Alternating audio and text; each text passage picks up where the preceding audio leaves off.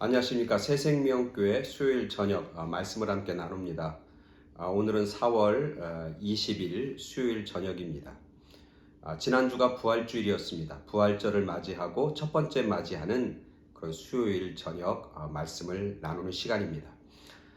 이제 오늘부터는 예수님의 12제자 시리즈 그렇게 제목을 정했습니다. 그래서 예수님께서 이 땅에서 선택하시고 함께 생활하시고 또 함께 먹고 마시면서 같이 훈련시켰던 제자들의 모습 한 사람 한 사람을 살펴보면서 오늘 저와 우리들의 모습을 한번 살펴보길 간절히 원합니다. 그래서 예수님을 통해서 그들이 선택받고 주님을 통해서 그들이 쓰임받은 것처럼 저와 여러분들이 하나님 앞에 선택받을 뿐만 아니라 하나님 앞에 쓰임받는 그런 큰 기쁨과 영광을 맛보고 누리길 간절히 소원합니다. 오늘은 그 첫 번째 시간 예수님의 제자 시리즈 첫 번째 시간 하겠습니다. 말씀은 고린도전서 1장 26절부터 29절까지 말씀 보겠습니다.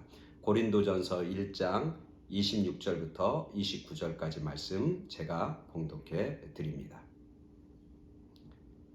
형제들아 너희를 부르심을 보라. 육체를 따라 지혜로운 자가 많지 아니하며 능한 자가 많지 아니하며 문벌 좋은 자가 많지 아니하도다. 그러나 하나님께서 세상의 미련한 것들을 택하사 지혜 있는 자들을 부끄럽게 하려 하시고 세상의 약한 것들을 택하사 강한 것들을 부끄럽게 하려 하시며 하나님께 세상의 천한 것들과 멸시받는 것들과 없는 것들을 택하사 있는 것들을 폐하려 하시나니 이는 아무 육체도 하나님 앞에서 자랑하지 못하게 하려 하심이라. 아멘. 오늘 말씀은 이제 바울이 쓴 편지 글인데요. 하나님의 선택과 택하심의 원칙과 원리를 우리가 성경을 통해서 보게 됩니다. 사실은 어느 기업이나 어느 직장에서 사람들을 뽑을 때 여러 가지 이제 면접도 하고 또 여러 가지 테스트도 걸치지 않습니까? 그 면접과 테스트를 하는 이유는 뭐냐면 분명합니다. 지혜롭고 똑똑하고 유능한 사람을 뽑으려고 합니다. 왜? 그런 사람을 뽑아야 회사가 번창할 수 있기 때문에 그래요. 그런 사람을 뽑아야 우리 가게의 미래에 더 큰 이익과 수익을 보장받을 수 있기 때문에 그렇습니다. 그래서 사람들은 유능한 사람, 똑똑한 사람, 지혜 있는 사람, 능력 있는 사람 그런 사람들을 좋아하고 또 그런 사람들과 함께 일하는 것을 즐거워합니다. 근데 오늘 예수님께서 하나님께서 사람들을 선택하는 모습을 보면 뭐라고 하냐면 이렇게 되어 있습니다. 뭐냐면 미련한 것들을 택하십니다. 약한 사람들을 택하십니다. 천한 것들을 택하십니다. 하나님의 택하시면은 약한 것들, 천한 것들, 없는 것들 그런 사람들을 택하셔서 하나님께서 위대하고 놀라운 역사를 이루신다는 거예요. 그 예수님의 제자의 선택을 보면 이 오늘 말씀이 수긍도 가고 진리라고 하는 사실을 깨닫게 됩니다. 예수님이 선택한 12사람들의 사도들의 면면을 보면은 그들은 지극히 평범한 사람이었어요. 그죠? 지극히 평범한 사람이었습니다. 그 당시 사회적으로 뛰어난 사람이 없었습니다. 그 당시 경제적으로도 부한 사람이 없었습니다. 그 당시 정치적으로 권력을 가지고 있는 사람도 없었습니다. 사실 예수님께서 그들을 선택하는 모습들을 보면 어쩌면 평범 그 이하의 사람들인 것을 보게 돼요. 그들의 교육 수준도 대단한 사람들이 아닙니다. 그들의 출신도 대부분 갈릴리와 가버나움이나 그런 출신이지 그 당시 모든 권력과 모든 교육과 모든 정치가 중심이 되었던 예루살렘 출신은 하나도 없는 거예요. 오늘날로 얘기하면 한국으로 얘기하면 서울 강남 출신들은 한 사람도 없는 거예요. 그런 사람들을 선택해서 하나님의 귀한 역사를 그들에게 맡기고 그들이 그 일을 감당했다라고 하는 겁니다. 이것은 오늘 우리들에게 큰 소망이 됩니다. 오늘 우리들에게 어떤 자신감을 갖게 됩니다. 나 같은 평범한 사람도 여러분 같은 평범한 사람도 어쩌면 평범 이하의 사람일지라도 하나님께서는 우리를 택하시고 택할 수 있고 또 택해서 위대하고 놀라운 일을 이루실 수 있다는 겁니다. 우리는 쉽게 교회에서 또 하나님의 일을 감당하면서 나는 못해, 나는 안 돼, 나는 가진 게 없어, 난 배운 게 없어, 나는 연약해, 우리 출신도 별로야, 내가 가지고 있는 스펙이 별로 안 돼, 그러면서 하나님의 선택과 또 하나님의 사역에 우리가 동참하지 않는 경우가 참 많은데, 오늘 예수님의 제자들의 모습을 보면 그런 불만 아니면 그런 이유를 낼 그런 타당성을 우리는 발견하지 못하게 되는 거죠. 예수님은 지극히 평범하고 어쩌면 평범보다 못한 사람들을 통해서 하나님의 일을 하고 계신다. 오늘날도 마찬가지다. 또 예수님의 제자들의 면면을 보면 참 다양해요. 그들의 직업이 다양합니다. 물론 어부라고 하는 직업이 가장 많지만 어부도 있고요. 그 다음에 세리도 있고요. 그 다음에 사업하는 사람도 있고요. 그 다음에 그들의 정치적인 성향도 굉장히 다양합니다. 어떤 사람은 굉장히 과격하고 진보적인 사람이 있고요. 그리고 어떤 사람은 굉장히 보수적인 사람들이 있고요. 그래서 오늘날로 얘기하면 여당도 있고 야당도 있고 공화당도 있고 민주당도 있고 다 있는 겁니다. 그들의 출신도 다양합니다. 갈릴리, 가버너움, 저 밑에 남쪽에 있는 지역들, 벳사겟 지역들, 하여튼 지역도 아주 다양한 그런 사람들이 함께 모입니다. 정치적으로도 그들의 성격도 어떤 사람은 아주 감성적인 사람이 있고 어떤 사람은 이성적인 사람이 있고 어떤 사람은 불같은 사람이 있고 어떤 사람은 차가운 사람도 있고요. 성격도 다양하고 정치적인 성향도 다양하고 그들의 직업도 다양하고 그들이 가지고 있는 출신 배경도 굉장히 다양합니다. 그러니까 예수님이 사용하시는 사람들 보면 예수님이 선택한 사람들 보면 그런 차별이 없는 거예요. 어느 지역에 특별한 지역에 있는 사람 특별한 어떤 교육, 학교를 나온 사람들, 어떤 특별한 어떤 가문, 이런 게 아니고 아주 다양한 사람들을 하나님은 선택하시고 예수님은 제자로 선택해서 사용하셨다. 오늘날 교회도 이런 다양한 사람들이 모이는 거예요. 그죠? 그래서 다양성이라고 하는 하나님 안에서 참 좋은 겁니다.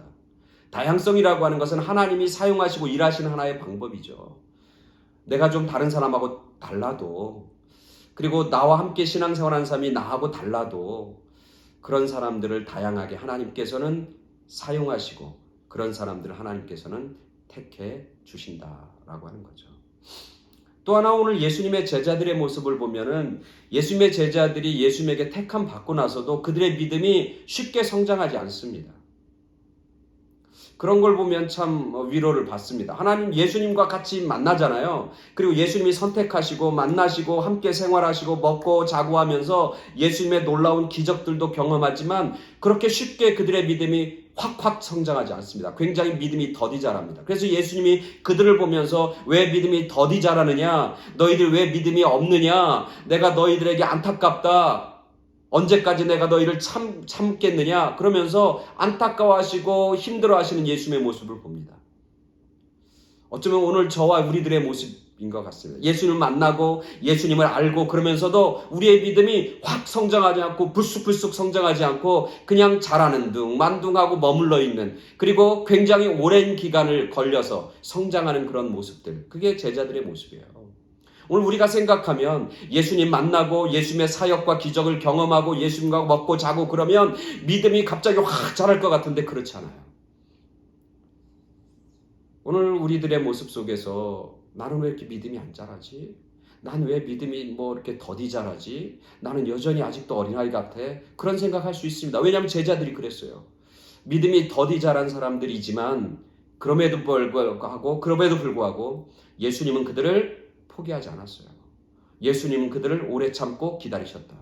그리고 그들은 나중에 위대하고 놀라운 일들을 감당하게 되는 것이죠. 그들은 여전히 예수님을 따르지만 인간적인 어떤 두려움, 인간적인 욕심 가운데 그들은 사로잡혀 있었어요. 그죠?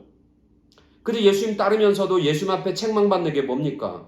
예수님 따르면서 예수님의 생각, 예수님의 마음은 생각하지 않고 자기들의 생각, 자기들의 이익, 자기들이 어떻게 예수님을 통해서 뭔가 자기가 유익을 얻을까, 자기의 욕심을 채울까, 그런 거에 연연해 하는 그런 인간들의 모습, 인간적인 모습들을 보게 되잖아요.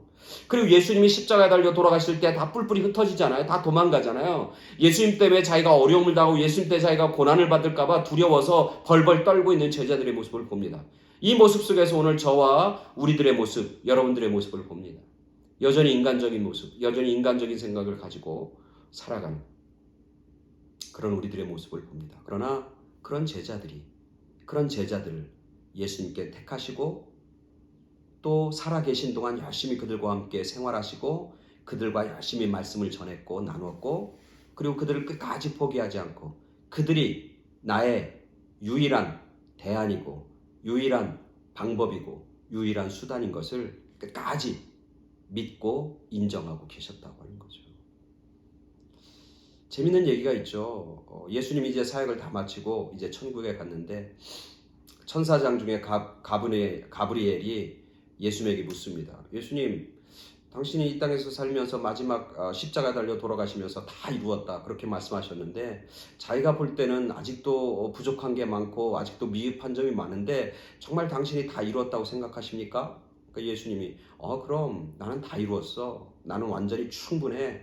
그렇게 대답했다고 하는 거예요. 그러니까 이 가브리엘 천사가 묻습니다. 아니 예수님 당신이 12명 선택해서 남겨둔 사람들 이렇게 면면을 보니까 영 시원찮고 그들을 통해서 뭔가 위대하고 놀라운 일을 이룰 것 같지 않고 그 사람들 뭐 다 예수님 돌아가실 때 뿔뿔이 도망쳤고 뭐 흔들렸고 그러니까 차라리 천사들을 쫙 보내서 천사들의 군대를 보내서 그들을 통해서 하나님의 나라를 이루고 주님의 몸된 교회를 세우는 그런 역할들을 그 천사들에게 맡기면 좋겠습니다. 어떻게 생각하십니까? 그때 예수님이 대답했다고 그래요. 아니다.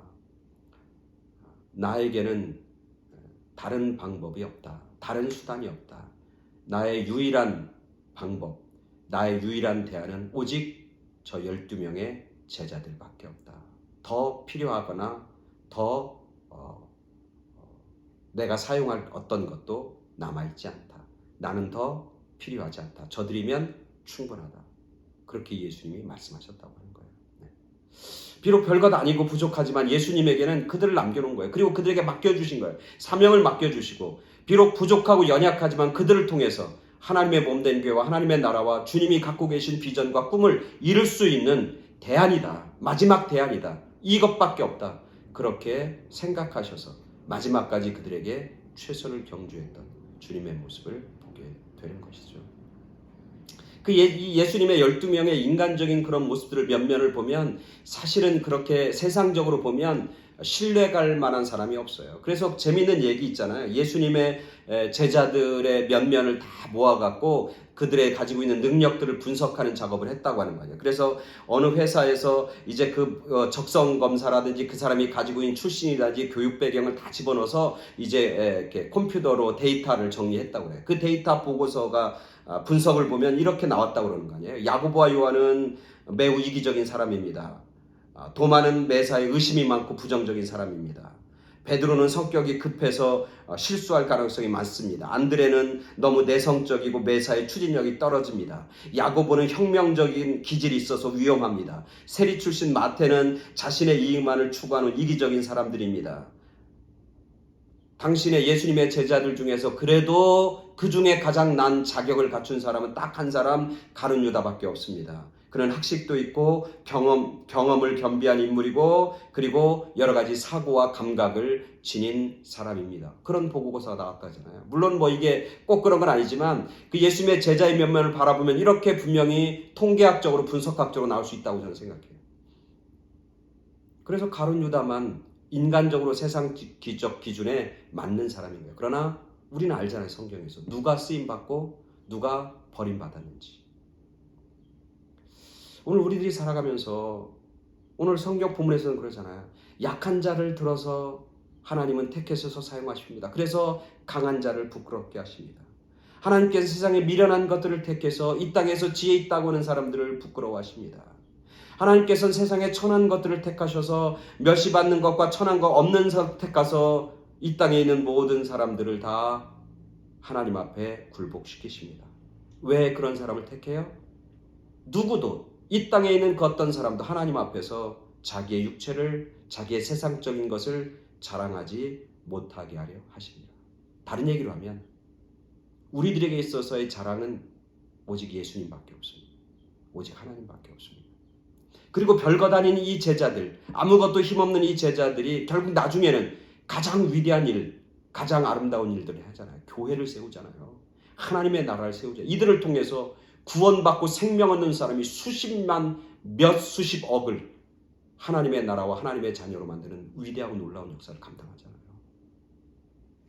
주님이 주춧돌이고 모퉁이돌이 되었다면 이 예수님의 제자들은 기초석들이 되어서 하나님의 몸된 제단을 세우지 않나요?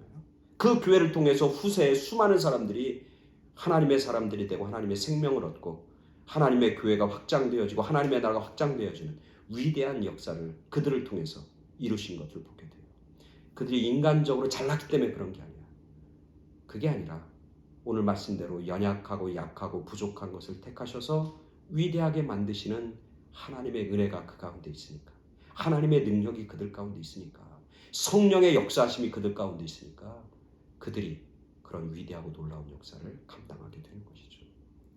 우리가 계속해서 예수님의 12제자 한 사람 한 사람을 쭉 살펴볼 터인데, 오늘 저와 여러분들이 비록 세상적으로 부족하고 연약하지만 하나님께서는 우리를 참고 인내하고 계시며 우리를 통해서 아름다고 위대하고 멋진 하나님의 일들을 감당해 주실 줄 믿습니다. 그리고 이 제자들은 하나님의 은혜를 받은 사람들이에요. 하나님의 복을 받은 사람들이에요. 하나님의 영광에 참여한 사람들이에요. 지금까지 그들의 이름이 회자되고 있고 그들의 이름이 복된 이름으로 지금도 교회에서 불려지고 있는 거예요. 사도로 그들이 인정받고 있는 겁니다. 얼마나 놀라운 은혜이고 축복이고 승리고 영광인지 모릅니다.